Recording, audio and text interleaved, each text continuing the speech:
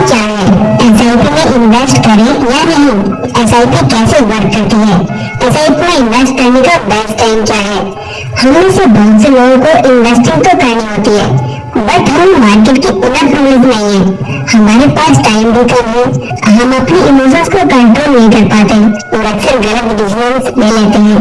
तो एसआईपी आपके लिए बेस्ट ऑप्शन है। एसआईपी का फुल फॉर्म होता है सिस्टमैटिक इन्वेस्टमेंट प्लान। इसमें इन्वेस्टमेंट के लिए आपको ज्यादा मार्केट को समझने की जरूरत नहीं है और न ही इसके लिए समय की जरूरत है। इस वीडियो के बाद आपके पास एसआईपी की कंप्लीट नॉलेज होगी। तो आइए एसआईपी और म्यूचुअल फंड के सारे सवालों का जवाब एक एक करके जानते हैं। एसआईपी क्या है? एसआईपी एक इन्वेस्टमेंट स्ट्रेटजी है जिसकी हेल्प से आप म्यूचुअल फंड्स के जरिए स्टॉक्स में इन्वेस्ट कर सकते हैं। बेसिकली होता क्या है, हम इन्वेस्ट के लिए एक एक्सपर्ट का सहारा लेते हैं। अपने पैसे हम एक एक्सपर्ट को देते हैं जो अपना टाइम और नॉलेज लगाकर हमारे पैसों को अच्छी कंपनीज में इन्वेस्ट करता है, जिसके बदले में वो आपके प्रॉफिट का कुछ हिस्सा अपने पास रख लेता है और बचे हुए प्रॉफिट्स आपको दे देता है। अगर वो एक्सपर्ट लॉस करता है तो उसे आपको कुछ नहीं देना होगा, लेकिन फिर भी आप उसकी फीस के बारे में थोड़ा जान लें। फर्स्ट ऑफ ऑल आप अपने म्यूचुअल फंड्स को सिलेक्ट करें, फिर अपनी एसआईपी बनाओ। इसका मतलब हर महीने आपको म्यूचुअल फंड्स में एक फिक्स अमाउंट इन्वेस्ट करनी होगी। मान लो आप हर महीने 1000 रुपए इन्वेस्ट करना चाहते हो तो आप अपने फंड्स में ऑटो डेबिट लगाओ, जिससे हर महीने आपकी एसआईपी आपके बैंक अकाउंट से हर महीने डेबिट होती रहेगी। इससे आपको एसआईपी के लिए बार बार देखना नहीं होगा, आप आराम से अपनी जॉब कर सकते हैं। कौन से फंड्स बेस्ट है? म्यूचुअल फंड्स दो तरह के होते हैं, एक्टिव म्यूचुअल फंड्स और index mutual funds. Active mutual funds में एक एक्सपर्ट लगातार मार्केट के मूवमेंट के हिसाब से इन्वेस्ट करता रहता है। दूसरी तरफ आप इंडेक्स म्यूचुअल फंड्स में पैसा लगाकर डूब जाते हैं और 10 से 13 सालों के बाद निकालते हैं। इस फंड में आप देश की 250 कंट्रीज में इन्वेस्ट करते हो। आप ये एज्यूम करके चलते हो कि किसी भी देश की 250 कंपनीज किसी भी कंट्रीज में बेस्ट परफॉर्म करेंगी ही करेंगी। इंडिया के इंडेक्स फंड को निफ्टी 50 कहा जाता है। यहाँ पर आप सोच रहे होंगे कि एक्टिव म्यूचुअल फंड्स बेस्ट है क्योंकि वहाँ एक्सपर्ट लगातार देख रहा है तो इससे ज्यादा रिटर्न देखने को मिलेंगे, बट ऐसा नहीं है। हाँ, 100 टाइम्स में वो इंडेक्स फंड से ज्यादा रिटर्न दे सकता है, बट लॉन्ग टर्म्स में index fund are best. Warren Buffett खुद कहते हैं अगर उन्हें अपनी इन्वेस्टिंग जर्नी फिर से शुरू करनी हो तो वे इंडेक्स फंड से ही शुरू करेंगे। एक स्टडी में पाया गया कि पिछले 20 सालों में 85 active mutual funds index fund को बीट नहीं कर पाए। एसआईपी की हेल्प से आपको कितना रिटर्न मिल सकता है? आपको कितना रिटर्न मिलना है ये 3 फैक्टर्स पर डिपेंड करता है। नंबर 1, आप कितने रुपए मार्केट में लगाते हो, जितना ज्यादा पैसा उतना ज्यादा रिटर्न। नंबर 2, आप कितने टाइम के लिए मार्केट में पैसा लगाते हो। अगर आप एक बार पैसा लगाकर 1-2 महीने में निकाल लेते हो तो आपके लॉस होने के चांसेस लगभग 95% है। अगर आप 5 to 10 ईयर या उससे ज्यादा टाइम के लिए वेट करते हो तो उससे आपको अच्छे खासे रिटर्न देखने को मिलेंगे। नंबर 3, मार्केट कंडीशंस कैसी हैं, इसे आप कंट्रोल भी नहीं कर सकते। हाँ, अगर आपको लॉस हो रहा है तो आप स्किप मत करना, 5 to 10 ईयर वेट करना तो आपको डेफिनेटली प्रॉफिट ही होगा, यानी आपका रिस्क नियर टू जीरो हो जाता है। मोस्ट इम्पोर्टेंट, आपके रिटर्न्स आपके पेशेंस पर डिपेंड करते हैं। अपने फंड्स को विड्रॉ करने से पहले एग्जिट लोड पीरियड चेक कर लें। फॉर एग्जांपल, इस फंड में अगर हम 1 साल से पहले फंड विड्रॉ करते हैं तो हमें एग्जिट लोड प्लस 15% टैक्स अपने प्रॉफिट पर देना होगा, और अगर हम 1 साल के बाद एग्जिट करते हैं तो हमें कोई एग्जिट लोड नहीं देना, सिर्फ अपने प्रॉफिट पर 10% देना होगा, वो भी जब प्रॉफिट 1 लाख से ज्यादा हो। म्यूचुअल फंड्स में आप 2 तरह से इन्वेस्ट कर सकते हो, लमसम और एसआईपी।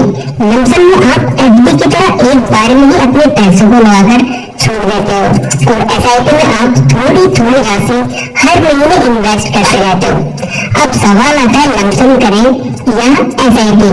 मान लो आपके पास 10 लाख रुपए बैंक अकाउंट में पड़े हैं तो भी क्या आपको 5000 रुपए की ही एसआईपी हर महीने करनी चाहिए? किसी भी डिसीजन पर पहुंचने से पहले थोड़ा जान लेते हैं।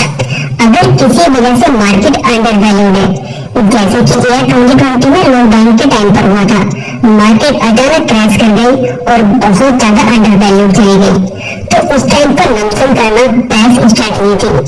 अब ऐसा टाइम कब आएगा ये कोई नहीं बता सकता, और अगर आप मार्केट के और बेहतर होने पर इन्वेस्ट करते हो तो आपको लॉस ही होगा।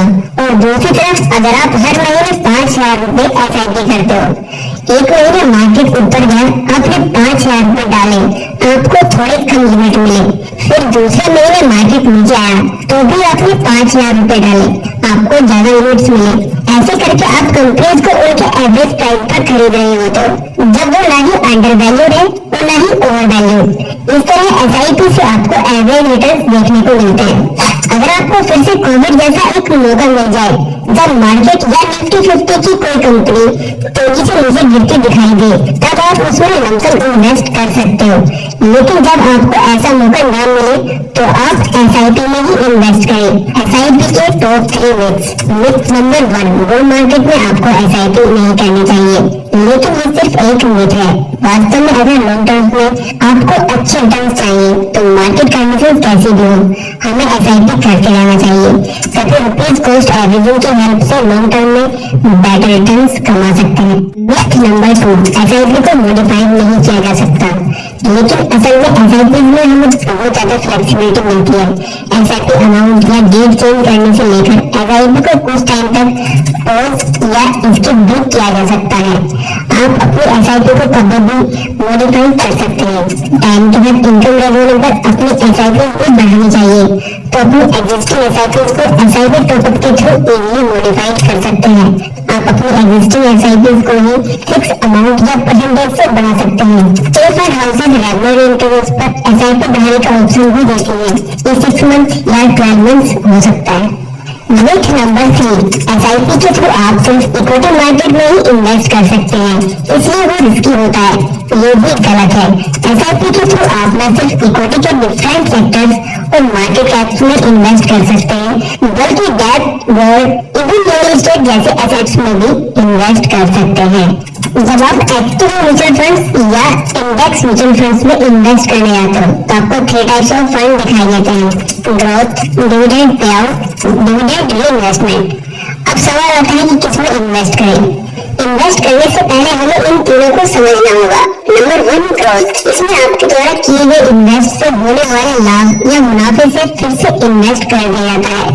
इसमें आपको कोई भी लाभ या डिविडेंड नहीं दिए जाते, बल्कि उन्हें भी इन्वेस्ट कर दिया जाता है।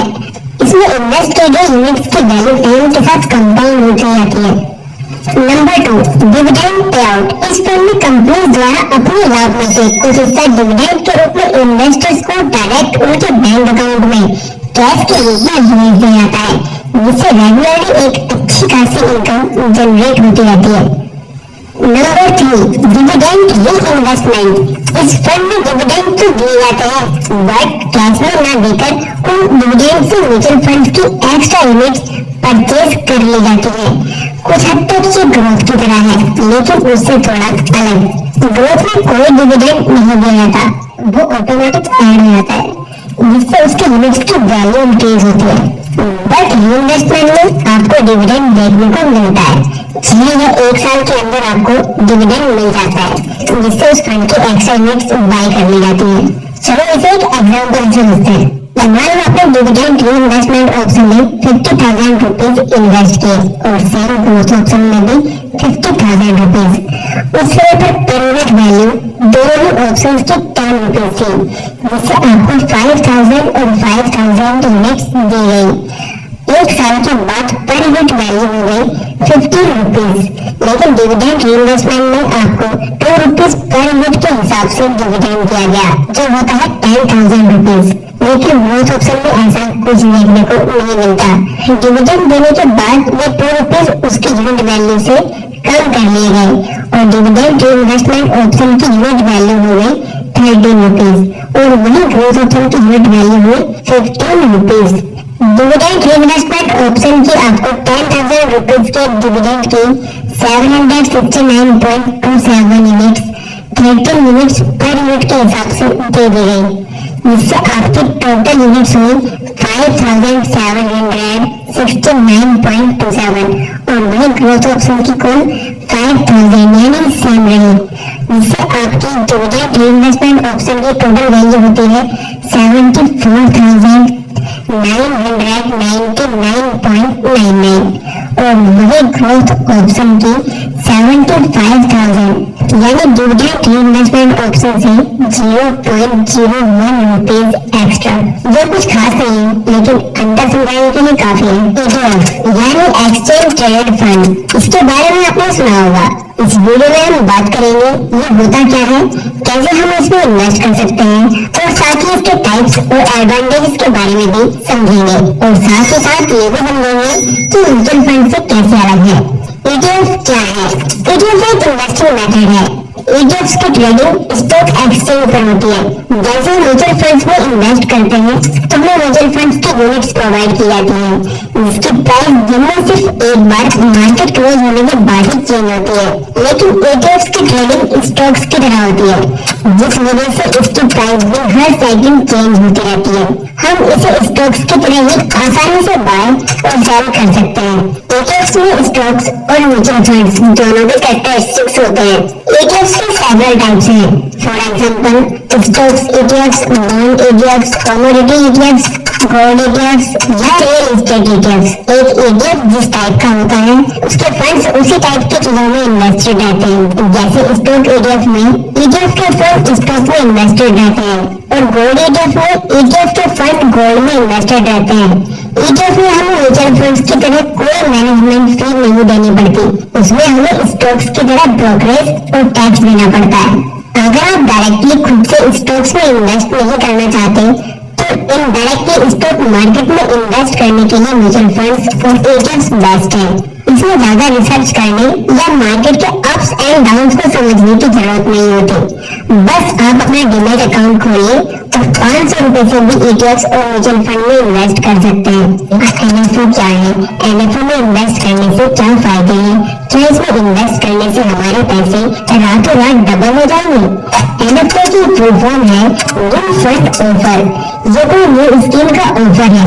एक्चुअली होता ये है, जब कोई एसेट मैनेजमेंट कंपनी नया फंड लॉन्च कर रही होती है तो उसे फंड्स की रिक्वायरमेंट होती है जिससे वो शेयर्स, बॉन्ड्स आदि में इन्वेस्ट कर पाए, तो वो तब मार्केट में NFO इंट्रोड्यूस करती है। NFO काफी हद तक IPOs की तरह ही है। जैसे कंपनीज IPOs के माध्यम से मार्केट से पैसे रेज करती है, ठीक वैसे इन्वेस्टमेंट फंड्स NFO के माध्यम से पैसे रेज करते हैं। गाइस, चाहे किसी भी तरह की इन्वेस्टमेंट हो, हमारा मेन मकसद होता है प्रॉफिट कमाना। तो ऐसे में अगर हमारा नॉलेज ही अधूरा होगा तो हम राइट डिसीजंस नहीं ले पाएंगे। तो अब जान लेते हैं NFO में हमें कैसे प्रॉफिट होगा। जब भी इन्वेस्टर्स को पता चलता है कि मार्केट में नया NFO आने वाला है तो हमारे और आपके जैसे इन्वेस्टर्स ये सुनकर बहुत खुश हो जाते हैं कि शायद हमें जल्दी पैसे कमाने का मौका मिल रहा है, लाइक IPOs। क्योंकि मोस्टली NFO की NAV ₹10 पर यूनिट होती है, जो कि इन्वेस्टर्स को काफी अट्रैक्ट करती है। हम सोचने लग जाते हैं कि यार इतने कम दाम में यूनिट्स मिल रहे हैं, जिससे काफी कम टाइम में हमारे पैसे डबल हो जाएंगे। बट NAV का प्रॉफिट से कोई लेना देना नहीं होता, बल्कि इस बात से होता है कि जिस इन्वेस्टमेंट फंड में तुम इन्वेस्ट कर रहे हो वो कितने परसेंट के रिटर्न देगा। मतलब आपका प्रॉफिट फंड की परफॉर्मेंस पर डिपेंड करेगा, ना कि NAV पर। NAV चाहे 10 हो, 100 हो या 1000, इससे कोई खास फर्क नहीं पड़ता। NAF कोई रातों रात पैसे डबल करने वाली स्कीम नहीं है।